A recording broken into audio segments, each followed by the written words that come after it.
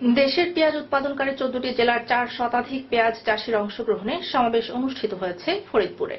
শনিবার দুপুর থেকে সন্ধ্যা পর্যন্ত জেলার অম্বিকাপুর মাঠে অনুষ্ঠিত সমাবেশে অংশগ্রহণ করে চাষিরা পেঁয়াজ আবাদের আধুনিক কলাকৌশল রপ্ত করেন। খান বীজের আয়োজনে অনুষ্ঠিত কৃষক ও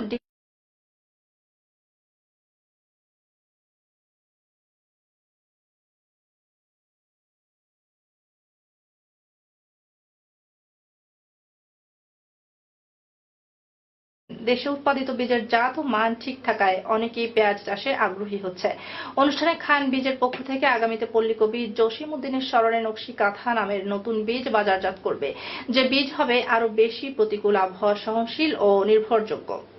পরে পেঁয়াজ উৎপাদনে ভূমিকা রাখায় চাষিদের পুরস্কৃত করা হয়। সমাবেশে ফরিদপুর, রাজবাড়ী, গোপালগঞ্জ, শরীয়তপুর, পাবনা, রাজশাহী, মাগুরা, ঝিনাইদহ, কুষ্টিয়া, চুয়াডাঙ্গা, মেহেরপুর, যশোর, মানিকগঞ্জ, মুন্সিগঞ্জ জেলার পেঁয়াজ চাষিরা অংশ নেন।